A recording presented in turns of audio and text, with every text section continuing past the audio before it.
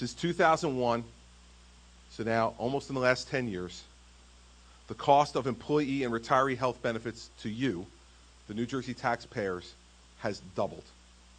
It's doubled. The cost of health benefits as a percentage of New Jersey's annual budget is now 9% of our annual budget. 9% of a $29 billion budget is spent just on public employee and retiree health benefits. In 2001, it was 4.5%. So you see the path we're on. And if we do nothing, it will increase another 40% over the course of the next 4 years. Now, none of this stuff is pleasant. This is, again, it's like showing up at the party after the party's over, and you're the guy who has to clean it up. I get that. But I think that one of the things that I have noticed about what people have said to me when they meet me in different places around New Jersey in the last 8 months is that they're happy that they have an administration now, a governor and a lieutenant governor who are treating them like adults and who are telling them the truth. These are ugly, hard truths. They're no more pleasant for me to say than they are for you to hear. But the fact of the matter is, we got two choices. Get ourselves out of this hole or keep digging it deeper. That's it. Those are the two choices. And anybody who comes to you, any politician who comes to you now, in these times and says to you, elect me, and I will fix these problems without you having to pay for anything. We'll find that other person to go and pay for it. Listen, we've already been to that circus show. Okay? We've seen it already. We've gone through it. We elected the Wizard of Wall Street 4 years ago who was going to fix all right.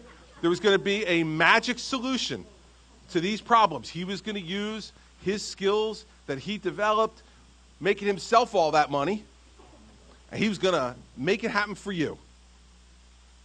Well, here we sit. $11 billion budget deficit, $46 billion deficit in the pension plan, $67 billion deficit in the health care plan. Let me suggest to you, we can do without any more of that kind of magic. Okay? We can do without it.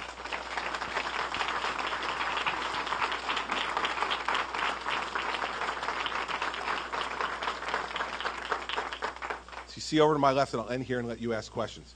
You see over to my left the sign that says 98 days left for the legislature to act on reform.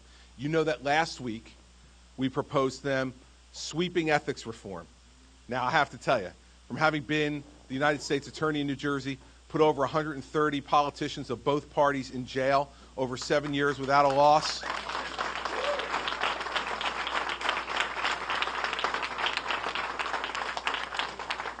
One of the things I couldn't wait to get to Trenton to do was to have some real ethics reform with teeth. And I will tell you that when you see the legislature's reaction to some of these proposals, you can tell these proposals are real because they're making all kinds of excuses and running the other way. But they got 98 days till the end of the session. And now this week we're talking about real pension and health benefit reform. And they got 98 days left to act. Because every day that we let go by is a lost opportunity. Every day that we let go by is another excuse from a professional politician who says, it's too hard, I can't do it. Well, you know what? We got elected to do the hard things. We got elected to do the hard things, and you all, every day, are doing things a heck of a lot harder than this. Trying to survive in this economy, trying to help family and friends and loved ones who are unemployed to keep them afloat until the economy gets better, to try to pay your own taxes and your own expenses, to try to raise your children in a way that makes them want to stay in this place rather than go someplace else. So I don't want to hear anybody in politics complaining about hard. Okay? No one put a gun to my head to get me to do this. My wife reminds me all the time.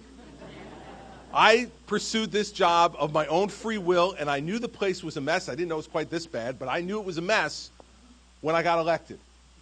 And so I don't want to hear about hard. It's 98 days left to act on real reform. And you should ask every member of the state legislature, whether they're a Republican or a Democrat, are they going to step up and start telling you the truth also?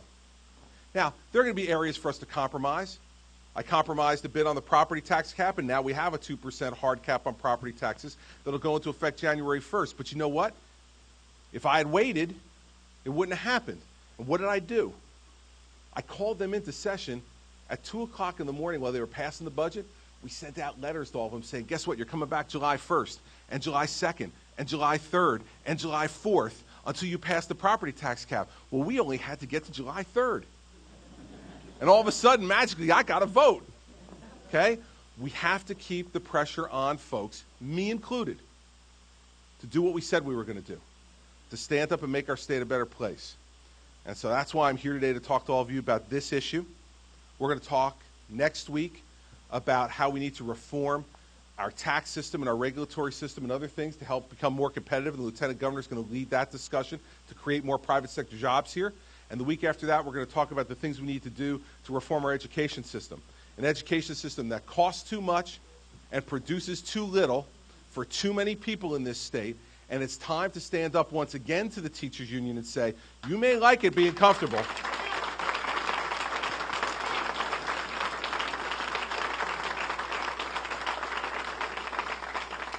but if we're gonna pay for it, we want our children to learn.